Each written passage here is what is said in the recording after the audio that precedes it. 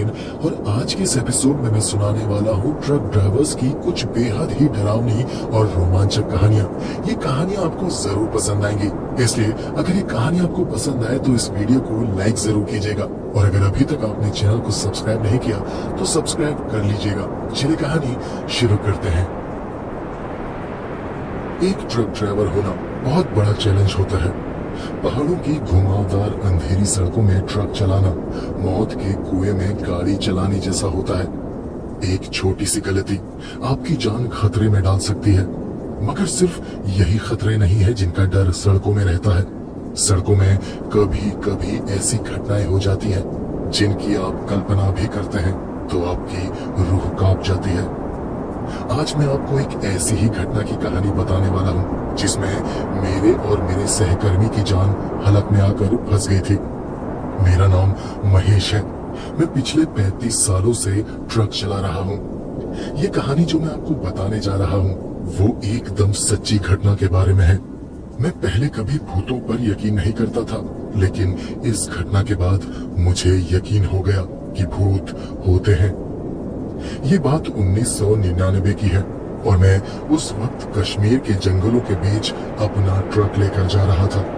गर्मियों की बात थी, लेकिन कश्मीर के जंगल बेहद ही ठंडे थे। मेरे साथ मेरा क्लीनर अब्दुल भी था। अब्दुल और मैं दोनों ही यूपी के रहने वाले थे, मगर हमें ट्रक लेकर दूर दूर जाना पड़ता था, जैसा कि सभी ट्रकर्स को करना पड़ता है। ये दिन का वक्त था। हम जंगल के बीच सड़क में ट्रक लेकर जा रहे थे। सड़क में ज्यादा गाड़ियां नहीं थी। इक्का दुक्का कभी कभी मिलिट्री के ट्रक्स या फिर रोडवेज की बसें दिख जाती थी। हम काफी देर से सड़क में थे कि अचानक से इंजन गर्म होने लगा और इंजन में से धुआं उठने लगा। इसलिए मैंने ट्रक को सड़क के किनारे लगाया और कुछ देर तक ट्रक को ठंडा होने दिया और तब तक मैं और अब्दुल ट्रक से नीचे उतरकर सड़क के किनारे जंगल की हरी घास में जाकर लेट गए। उस वक्त दिन के 3 बज रहे थे।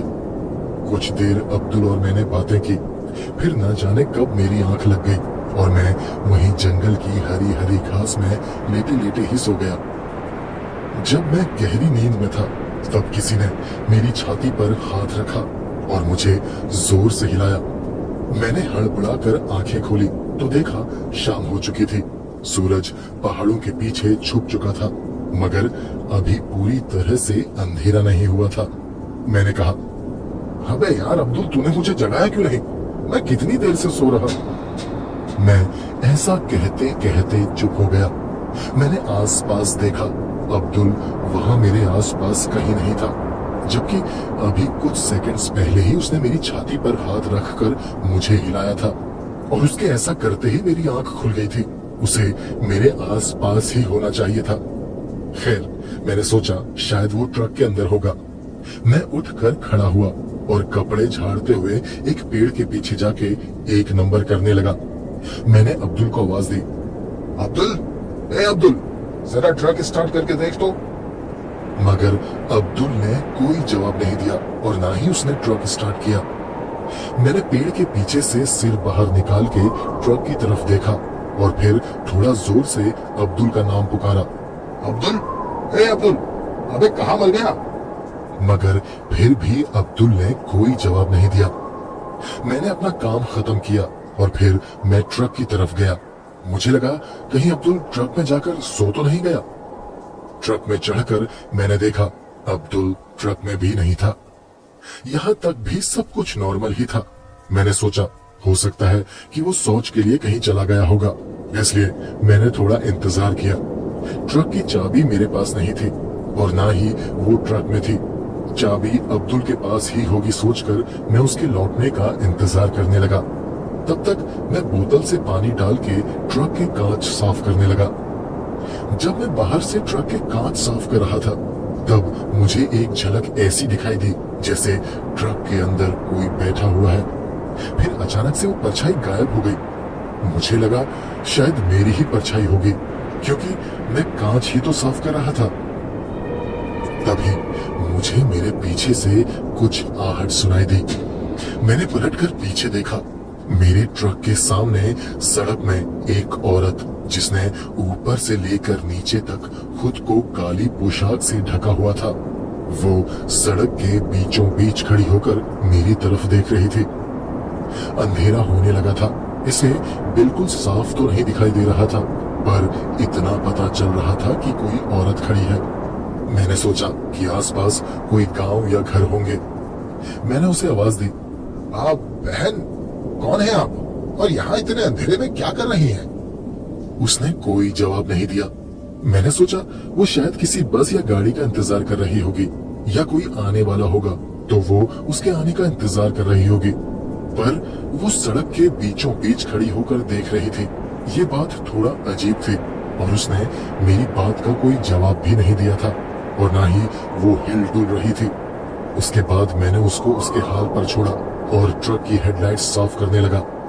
अभी भी डूब चुके सूरज की काफी रोशनी हो रही थी, जिसमें मुझे काम करने में कोई परेशानी नहीं हो रही थी, मगर फिर भी रात का अंधेरा घिरने लगा था।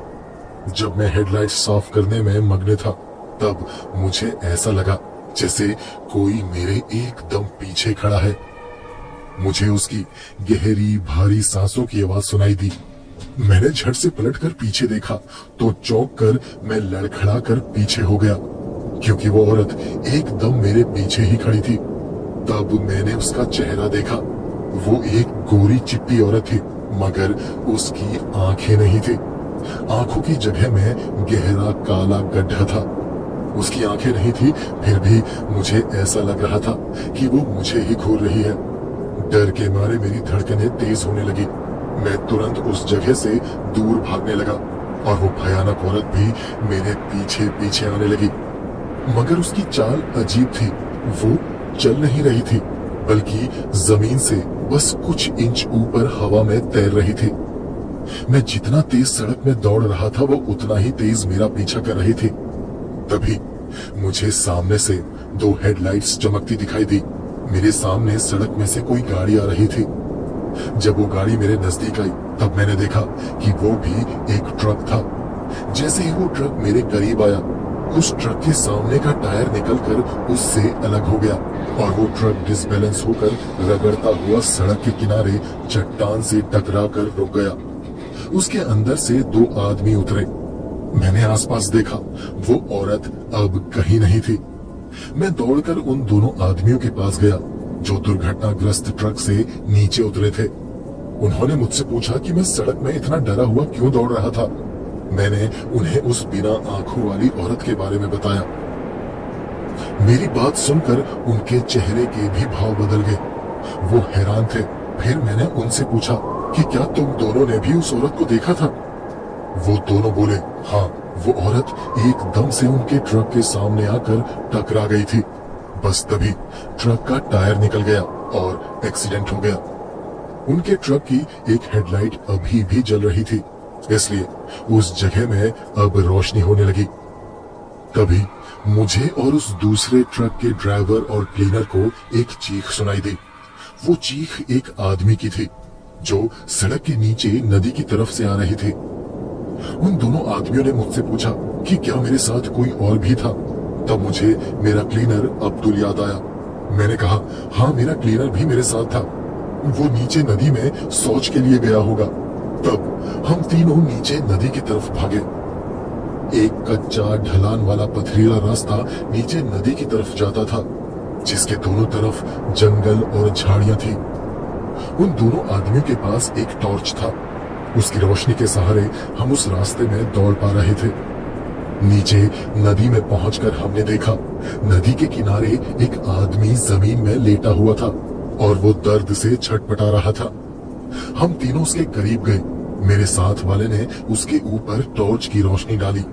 तब मैंने देखा कि वो अब्दुल नहीं था। वो कोई पागल जैसा दिखने वाला व्यक्ति था। उसके बाल लंबे थे, उलझे हुए थे। शरीर काला था, जैसे मानो उसने कई सालों से नहाया नहीं हो। उसके कपड़े पुराने, गंदे और फटे हुए थे। उसने अपने दोनों हाथों से अपना चेहरा ढका हुआ था और वो जोर जोर से रो रहा था। मेरे साथ आए दोनों आदमियों ने उस आदमी को पकड़ा और उसके दोनों हाथों को उसके चेहरे से हटाया। तब जो हमने देखा वो देखकर हम एकदम से चौंक पड़े। उस आदमी की दोनों आंखें गायब थी।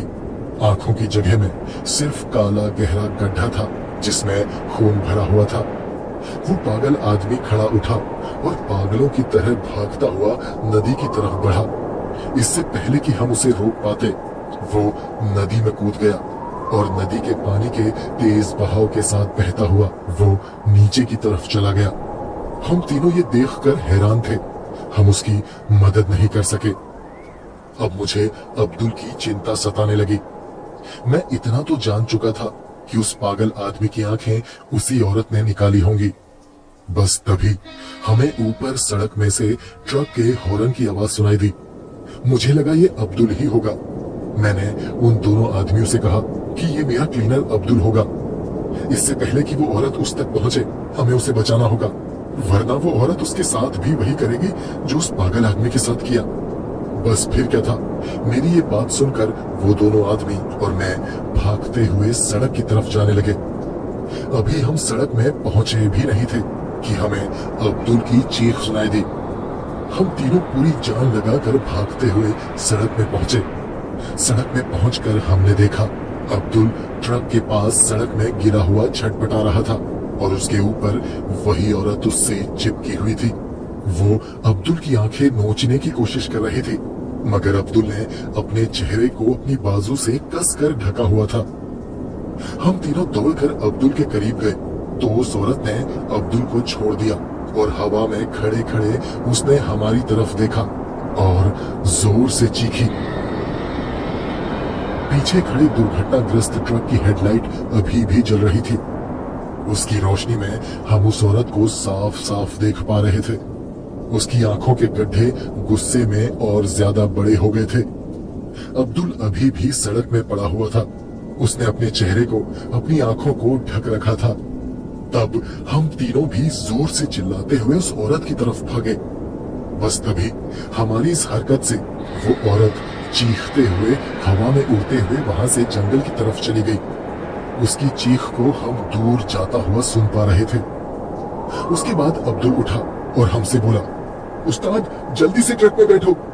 हम चारों ट्रक में बैठे। अब्दुल ने तुरंत ट्रक स्टार्ट किया और पूरी रफ्तार से ट्रक भगा लिया। वहां से काफी दूर आकर एक मंदिर के पास अब्दुल ने ट्रक रोका। उस मंदिर के बाहर पहुंचकर हम चारों ने चैन की सांस ली। तब अब्दुल ने मुझे बताया कि वो शौच करने के लिए जंगल में गया था। वहां उसे पेड़ की टहनियों में फंसा हुआ एक हिरन दिखाई दिया। उस हिरन की सींग एक पेड़ की टहनी से फंसी पड़ी थी। तब वो उस हिरन की सींग उस टहनी से निकालने लगा, इसीलिए उसे वापस लौटने में देर हो गई थी। फिर उसने जब हिरन की सींग को टहनी से मुक्त किया, उसी वक्त उसे किसी की चीख सुनाई दी तो वो घबराहट में वापस ट्रक की तरफ लौटा। तब वहां उसने एक दूसरा दुर्घटनाग्रस्त ट्रक देखा। उसने अपनी ट्रक में चाबी लगाकर ट्रक का हॉर्न बजाया। बस उसी के बाद पता नहीं कहां से वो अखनोचू चुड़ैल आ गई। उसने उसके ऊपर हमला कर दिया, इसीलिए वो जोर से चीखा और कुछ पल बाद हम लोग वहां पहुंच गए। तब मैंने अब्दुल से पूछा कि अखनोचू चुड़ैल कौन है। तब अब्दुल ने बताया कि उसने भी उस चुड़ैल के बारे में सिर्फ सुना ही था। वो जंगलों में भटकती है और अकेले लोगों पर हमला करती है और फिर उनकी आंख नोच डालती है। तब उस दूसरे ट्रक वाले दोनों आदमियों ने भी मुझे बताया कि उन्होंने भी इस चुड़ैल के बारे में सिर्फ सुना ही था, मगर ये चुड़ैल सच में होगी, इसकी उन्होंने भी कल्पना नहीं की थी। उस रात के बाद दोबारा वैसी कोई भयानक घटना तो मेरे साथ नहीं घटी, पर जब भी मैं अकेला होता था मुझे ऐसा लगता था कि मैं अकेला नहीं हूँ। कोई मेरे पीछे है, कोई मेरे आसपास है, कहीं से कोई मुझे देख रहा है, घूर रहा है। मुझे ऐसा लगने लगा। तब से मैंने ट्रक में हनुमान जी की एक मूर्ति स्थापित की। अब्दुल ने भी अपने लिए एक ताबीज बनवा लिया। आज अब्दुल खुद का एक ट्रक चलाता है, पर हम कभी कभी सड़क में गुजरते वक्त मिल जाते हैं और जब भी हम उस रात की उस घटना को याद करते हैं तो हमारे रोंगटे खड़े हो जाते हैं।